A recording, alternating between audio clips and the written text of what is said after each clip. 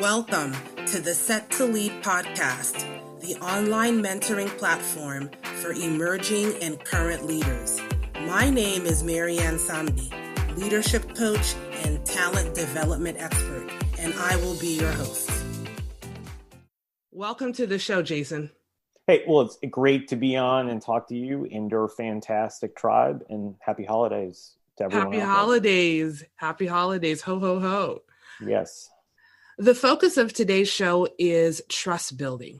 But before we get started with that, please share your background with the audience. Well, like every other entrepreneur, it's been a windy road. I went to law school and I got my master's in crisis communications at Syracuse University. And then I went out to Los Angeles and then spent the majority of my career in Silicon Valley. And I got to work with some great people, Steve Jobs at Pixar and Apple, the current CEO of Netflix. I got to work with some of the biggest venture capital firms. I met in new business pitches with eBay, like just tons of founders of pretty famous, well-known companies and other people that are influencers. And I got to learn to take a look at, what organizations got built in great ways that were sustainable, mistakes people made as well, and just a lot of other challenges. And then, I worked at HP, moved to Dallas, Texas, where I am now, and just worked for some startups. And then, started doing some of my current business, which is working with leaders and managers at all levels, groups of people on, leadership, managing other people, building great teams, looking at their career path, learning and development, culture, employee experience, right? All the things that really help the people side of the business move, right? The revenue, profit, innovation, and competitive advantage, right? Both as an individual, group, and then the company itself. Ooh, what an impressive background. So interesting that you majored in law and you said you focused on crisis communication in law school? Yeah, I did. So originally, when I thought about doing all this, my thought was I wanted to really be at the center of when a problem or crisis hits an organization. And so I got my master's in communications because as I was starting to talk to people before I went to law school, and this was, obviously in college, and some professors and other people, they were like, well, the problem tends to be the communication part of it, right? Because people don't clearly communicate with other people. They don't establish the requisite amount of trust. They don't know how to fall on their own sword, really be vulnerable, and work through a process where there are liabilities. And, sometimes you can't be transparent with people, but how do you tell them that in a way that gets them to trust you and they're willing to take a leap of faith in the process? So that's originally kind of what I did. And then I realized that I didn't love the law as much. So after I graduated, I decided I loved technology was an equal part of innovation, like growth. And then it was just a hot place to be. And so I was like, well, let's go out to Silicon Valley where, like being on Wall Street for finance, like get out to the heart of it and do work and see what happens. Okay. Interesting background there. Yeah. So where have you noticed the biggest mistakes by senior leadership when it comes to building trust? Well, I think that the huge piece of this is they're unaware of really what makes up trust. Like, how do you build and lose it? People will talk about like keeping their word or having values, but they're like the same things that you read on someone's website, right? They're opined things that no one necessarily really lives by or fully understands. And they can't really apply them every day. And there's no real accountability for it across an organization. And so I think that causes a huge amount of problems in an organization, like ranging from, you look at Edelman, they have a trust barometer people can Google. And across like every one of their questions about, do you trust your leadership? Do you think your leadership acts with integrity? Do you think that during this crisis, they'll work with smaller partners that could go out of business if you don't work with them? And all these other questions, like every answer was below 40%. on every statistical thing. Most of them even are in their 30s or 20s. So the lack of trust in the employees towards other people is a huge blind spot, and leaders don't even know that that's really going on, right? They believe that people trust them much more. So there is poor self-awareness and social awareness on this like topic as well. And I think the challenge is that just like teamwork, right? It should be a top 5 strategic imperative on them having great deal of trust built, right? Marcus Buckingham talks on this a lot. If you want to Google him, he wrote a great research paper back in Harvard Review in May of 2019 on the fact that lack of, trust is the key part of high performance. And on a scale of 1 to 5, meaning 1 being poor trust and 5 being, extraordinary trust, that a team that voted for their manager a 5 across the board at 8 times more engagement, which is a proxy for productivity, career advancement, standing out, ability to work across the organization, right? All those things. And someone who had a 4, which is just they trusted their manager, acted and had the same level of performance and engagement as someone at a 1. So the bar is extremely high to do all these things. It's not low.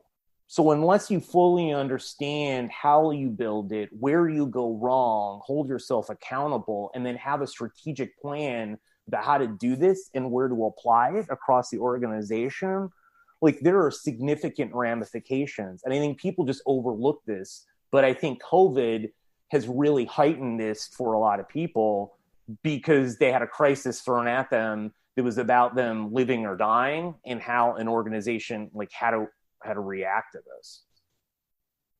So why do you think these senior leaders have this false reality around trust? I mean, they have access to these statistics as well, don't they? They do. I would say to you, the biggest problem out there now is that when you go to business school, you learn, people always say to me, I work with a lot of C-level people, and they consider themselves data-driven. They look at balance sheets. They look at all these numbers. But then when it comes to numbers they don't want to look at, they find ways to not deal with them, right? I mean, like they like say, well, that's not really what we're looking at, or that's not really it, even if there's research. So the challenge today is that when they're confronted with this, they don't really deal with it head on, right? And there's so much research data out there on the people part of the business, right? And how it's driving the profit and the revenue. And everyone out here is smart enough to look at it and know that the most resilient part of any business is the people, right? They are the core part of it. And when you look across all of the pieces of the business, right, look at technology. Technology is pretty mature across the board, right? I mean, like, obviously there's innovation, but when you look at the people part of it, because look at HR, like HR is rarely sitting at the executive table. They're usually off in the corner or not even on the table. And so the people part of the business is really like on a scale of 1 to 10, probably somewhere around 2 to 3. There's a huge lack of understanding of that part of it and how it relates to competitiveness and everything else, because leaders don't know it.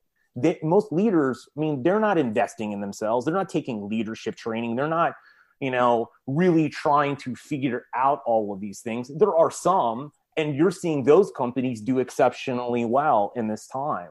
But I think it's a fear of looking in the mirror when you have to look at your own self-awareness and looking at your vulnerability and your blind spots and the problems and admitting your own mistakes and knowing you don't have all the answers and seeking out other people and sharing that and sort of walking out there and taking what you perceive as slings and arrows from everyone else.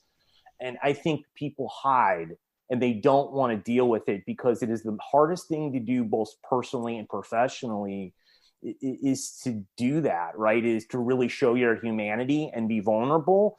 But that's what great leaders are required to do, because end of the day, as a CEO of a business, you're not managing anything anymore. You're managing people. You're a psychologist, you're a sociologist, you're a developer, you're a visionary, right? You're doing very little of the day-to-day work impacting the business itself. It's everyone else. But I find that problem with that is leaders don't understand their role, their level, their impact, and the responsibilities that they have, and the requirements to do great work. And even if they do, some of these things are difficult for them because they have to face them head on, and they probably are things that they're not good at, like soft skills, right? And they have to learn them. And so they shy away and they give excuses like, I don't have time, right? Like, I'm too busy, right? Like, does it really matter that much? My people aren't doing the work, right? And they'll blame other people, or they'll give 1,001 excuses, right? And, that's a huge problem going on across the board. And that causes a huge lack of trust, right? Because Absolutely. Other people see it. Absolutely. What top 2 tips would you share with a senior leader on how to ensure team trust for their organization? Well, I would say one is that people don't want things sugar-coated, right? So I was on the phone, or I was hearing a Zoom presentation from one of my clients who I was working on this with, and they decided to deviate from it. And they were talking about the company, and, I told them to talk about layoffs in terms of just, look, right, we're having challenging times. And like, we've looked at every way to do this, and we have to incur some layoffs. And we're also going to take across the board cuts, and the management team is going to take the biggest cut of everyone on percentage basis. And we're hopeful that we can do better moving forward, and we have a plan, and we want to list all of you to do all this, right? But instead of saying that, they said, well, we see things getting better, and we're really optimistic about the future. And they were talking about some really positive things. But right now we have to lay off this amount of people, and people have to take pay cuts, right? Mm-hmm. Well, that, like, people are like, you're telling me things are good and they look great, yet now you're letting go, right, of 5% of the workforce, and we're taking pay cuts across the board. I don't really understand, like, what you're doing, right? So you don't sugarcoat the news. Tell people directly and be transparent. I would say the other thing too in this whole thing is really listening, getting a lot of feedback, reporting back consistently, right? Weekly, maybe bi-weekly and monthly as you're going through this. And I think the other part of it, the third one is that, they're really calling the CEO now, and something I've coined the term, and I've seen other people do it, is the chief empathy officer, not the chief executive officer. Because I think empathy and compassion and understanding where people are both inside and outside of work during a crisis is absolutely essential. And that vulnerability is what creates a lot of trust, because people can see that you care and you're trying.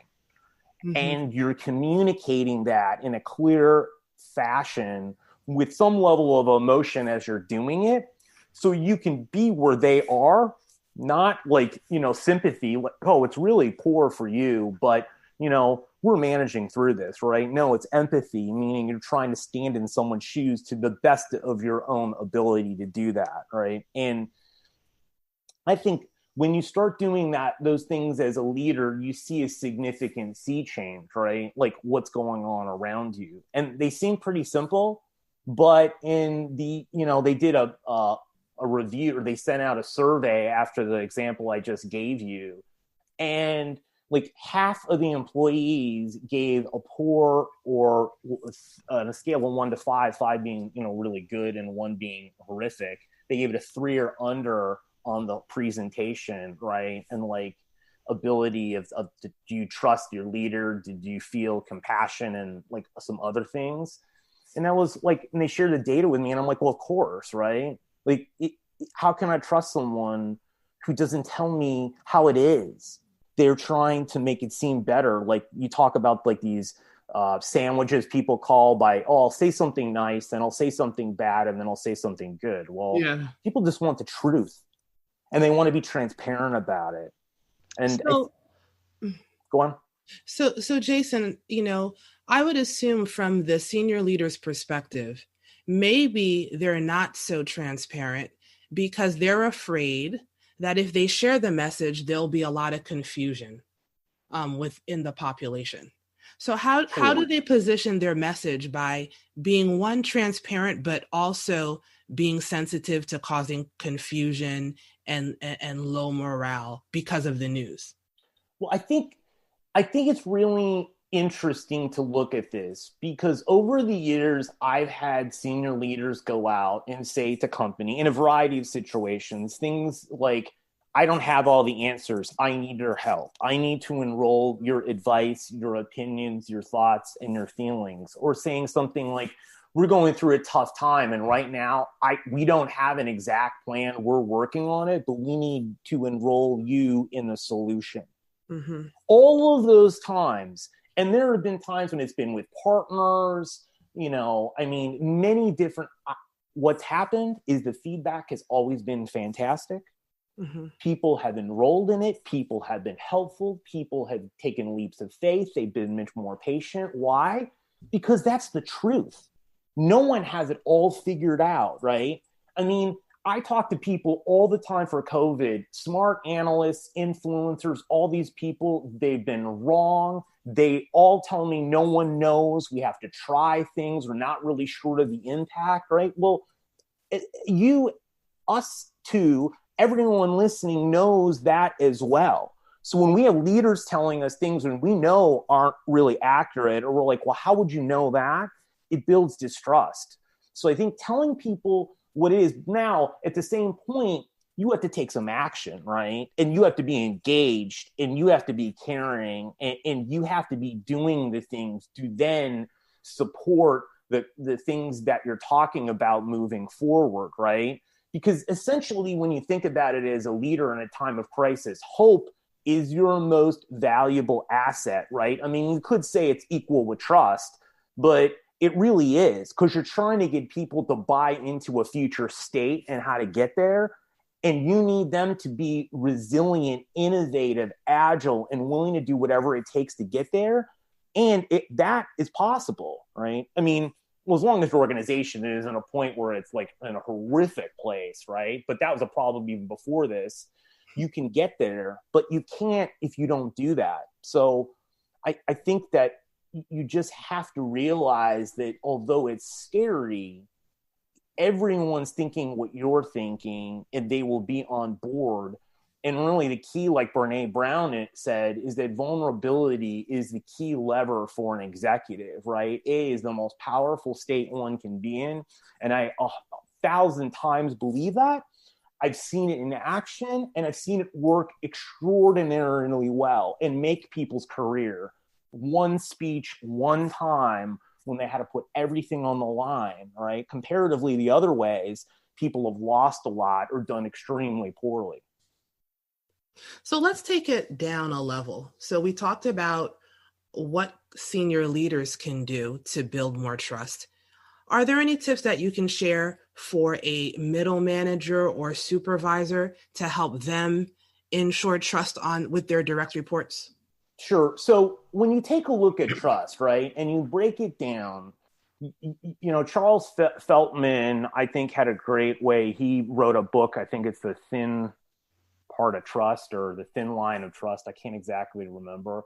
But he talked about sincerity, reliability, competency, right, and caring. And you'll see various stuffs. I've seen some put down things such as, competency, ethics, safety, and then caring, or something else like that. But the bottom line here, when you're thinking about this, is that caring, by far, they found and proven through research, is the most important part of trust, right? Because if you think about this in your personal life, how many of you out there had people that, they're always late showing up, right? They're never on time, but there are people that really care about you. So you put up with them being late because they have your back, you care about them. But if you have someone who's always on time, right, or sincere, but they don't care about you, or like you don't matter, like how close are they in your life? They're not at all. But the first person is. So end of the day, caring about other people is super important, and it is what makes our inner circle personally, and what makes our life great, right, is to have that. Well, at work, the caring works in a similar fashion, right? Caring there means you're trying to get to know people, understand their experiences, where they come from, their styles, what they like, what they don't like. And when you do that at a core level, you get people to think, well, that person really cares, right? They're asking me questions that my closest people in my life probably don't even ask me. They're really going out of their way to see how I tick, understand me instead of jumping to conclusions, right? And misunderstandings, miscommunications. So what you do in those examples is the first thing is you get people together and you start asking people on your team vulnerable questions in a group and have them share it, right? I created this game, Cards Against Mundanity, and the more important part of the game is that it came out of a research study where they had complete strangers ask each other 40 or 36 questions over 45 minutes back and forth.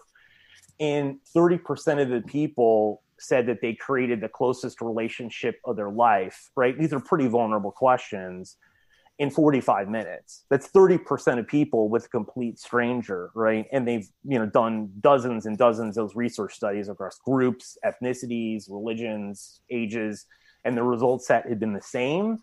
So the key thing is it's asking people things such as, tell me about the most important lesson you've learned this year. If you had to thank one person for helping you become the person you are today, who is that person and why, right? Tell me about your biggest setback in the last 5 years and how'd you overcome it, right? Like, tell me about even things like if you were going to be a superhero, what would you be and what superpower would you get, right? I mean, all of those things get you to know someone on a more intimate level. And when you do it on a team, the power for a manager is it's not just your relationship, it's the relationships with everyone else on the team. Because end of the day, the challenge we have working with people is that if I need to see myself in you, and then it's much easier to work with someone instantly and you have some level of trust. But the problem is the vast majority of people don't look like us, feel like us, work like us. And so there's some level of distrust there for a lot of reasons. There's some psychological, chemical, other things that go into this. And the way that you do that is you see yourself in other people or common emotions or experiences, and that bridges the gap amongst people, right? So asking questions in a group that are vulnerable is one way. The other way is I've seen this work with me manual, right? They call them, and they're essentially questions that everyone in a team fills out to understand people's styles. Because one of the biggest challenges for people is you have to guess, predict, and analyze how someone is going to be, and you look through the lens that you see the world, your blueprint, right? Well, that's faulty because that's not seeing the world through someone else's eyes, right? So you come up with a list of questions such as, tell me, your biggest pet peeves. Tell me about if I have to give you some tough or challenging news, what's the best way to approach you? If you're having a bad day, what's one thing I can do to cheer you up, right? Like, if I need to communicate with you, like, what's the best form and what types of things do you like?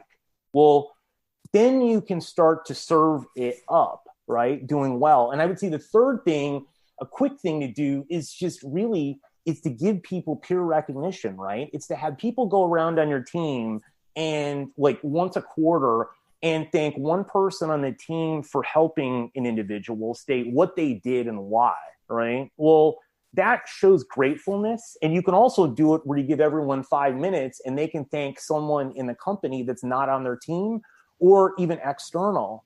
And you imagine it, and that makes you feel good as well as the other person. So those are 3 quick steps and easy ones someone can do that don't take that much time, that get massive results in performance and engagement, teamwork, and builds high levels of trust with people. The tips you shared sound so simple, but it's amazing how powerful they are. Because I've tried some of these ideas with my team, at the start of a meeting or at the end of a meeting, and people just eat it up. I mean, it does so much to building rapport. What about trust between departments? People don't talk about that too much. But how do you ensure trust cross-functionally from department to department? Any tips around that? So what I would say is, again, to do stuff like this, right? Mm-hmm. Like, you have to think about, if when you're starting to do this in another group, what you could do is get people together and run the Cards Against Mundanity, the game, or something similar to that. Mm-hmm. You can hand them your work with me manual, right? And say, hey, this is something that may be helpful for you to work with me, right? If you have something like this, I'd really love it, because it would help me give you things in a way that meets your needs, right? And a lot of people then will actually do it for you, or groups of people will do it for you. You could do things like peer recognition. The other thing you can do is to sit down in the beginning of the year and ask people that you're working across. So, like, what are your goals for the year, right? Like, what are the challenges are you facing, right? Like, is there any help that you could use? And you may not be able to help them, but taking that into account, you can learn a lot of valuable information from the other department that you're having to work in, right? I have a lot of clients that are in sales and operations, and they don't work as well together. And the problem is they think that they're working at counter means, right? And that one's not working with the other and helping them. But if you start actually changing how you view the other person and group, and start to think of yourself more in a servant leadership, like, how can I help that person be more successful, and do it, you will be amazed at what people will walk through walls for you. They will do anything to work better with you and to make it a success, because they know you care about them, and you can train them to treat you this way, even if they don't treat other people like that. And you can do it unconsciously without having to tell them why. You don't have to, like, we're talking about the why, but you don't have to do that with them. So those are really super important things. And then you can ask them questions over time, like questions such as, what's one thing I'm doing that's really working for you? Like, when we're, communicating or collaborating, what's one thing that you wish I did less of, right? That actually isn't helping us work better together. And then even asking suggestions like, are there other things I could do to work better with you and the group as a whole, right? Because I want to create better working relationships, collaboration, and performance more. And I'm open to any suggestions and not defensive about it. And literally say something directly like that. You can imagine what people will do proactively, and they will be so grateful that you cared. And you can check in with them later and saying, well, I know you said this to me before. How am I doing on this, right? Is there some, like, is it what you want, or can I change it? And they will literally tell you exactly what they want and need, and it will help you hone it in. And they'll advocate for you and your group to other people, because they'll be like, oh my God, I want to work with that person on every project, because, like, I've never had that experience with anyone else, right? Mm-hmm. So those are, and it all comes down to caring, right? And realizing, not be defensive, and to realize we all can get better. And if you can make someone else look good and be helpful and be successful, they will do anything for you, just like the closest people in your life will do in your personal life, because they love you and care about you. Well, people at work do it in a similar way too. Do you think any of these trust strategies change in a virtual environment? Yes, because it's harder. I mean, end of the day, right? We are like creatures that crave human interaction and touch and feel and everything else, right? Because, there's not that many married people that live virtually. I mean, like, I know that's sort of maybe funny, like, haha, well, it's true, right? I mean, you got to give someone a hug, or how many parents and their kids live virtually, right? Like, it's not. So the challenge there is like checking in with people, right? Saying, okay, well, tell me, how are things going, right? And people can say, okay. And you can say to someone, okay, tell me how it's really going for you, right? I know that's the answer to give other people, but a lot of people are struggling. Just tell me the truth. I want to support you and be helpful, right? And so I think checking in with people is super important. I think video is important to people to do so they can see you and you can see them and you can share things and emotions and other things. I don't have to do it all the time. It's not something you want to do, but I think it's important to do that. I also think one of the challenges that goes on, and today I was looking up some data on this, and the data shows that 40% or more of managers don't trust that their employees are actually doing their work and don't trust them in a remote environment.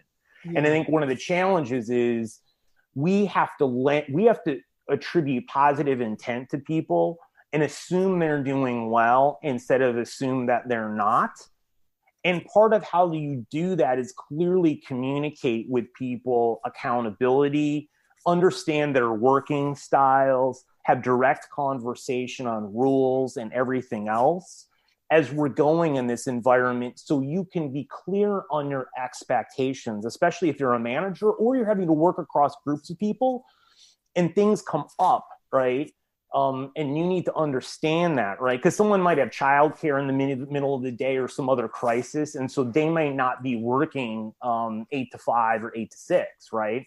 So understanding all of those things and asking questions, and let's say someone gets you something late or not on time, instead of saying to someone, why didn't you get me that work on time? You can say to them, look, right, we talked about getting work in at 5 o'clock and you gave it to me like a day late. Like, I'm interested to find out, like, what happened, right? Like, was there a miscommunication between us, or is there something else going on? Like, I want to understand how I can help you in this situation, or we can communicate better moving forward. So instead of asking why and being accusatory, you're actually trying to be helpful and understand their situation, because a lot of times there's a lot of things going on we're unaware of. And when we ask a question and take time before we're judge, jury, and executioner, we find that there's misinformation that we have in our head and assumptions that are incorrect that can cause us to judge someone. And many times we don't even have the conversation to begin with. But if you do, that's another big piece of this, is to be able to not judge people, but start to ask questions and understand, especially when you're in an ongoing crisis like this. And even in 21, where the burnout is one of the top 3, top 5, or top 10 issues on every single strategic, research report I've seen for leaders across the board, right? Employee burnout. So that has a major factor, and is going to be pretty much through until the point is where the vaccine is there and we don't have to wear a mask. Yeah. This was a great conversation, Jason. In closing, if someone in the audience is working in an environment where there's been a loss of trust, can you share some encouragement with them on the possibilities of regaining trust in their workplace? So I do a lot of conflict resolution, and usually I'm brought in not as the lead, meaning like someone else has done it, and then I come in second or third. And what I try to work with people on is being very vulnerable on their accountability part of this, and putting everything on the table and leading with that, telling the other person, I care about you. I know that I've either miscommunicated, misunderstood, and then tell them that you want to repair or reconcile the information, like a relationship, and you're willing to do whatever it takes, and you need their help and ideas and suggestions and things that you can do.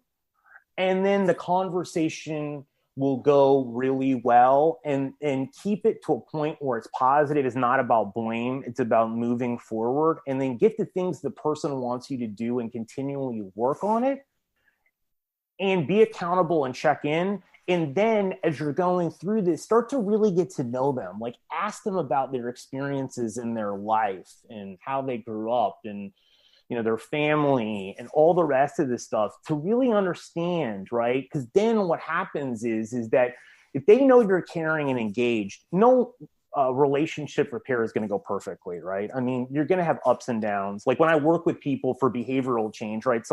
People do really well, and then they'll hit some fear or a roadblock, and then they'll have a setback, right? Well, that happens in this as well.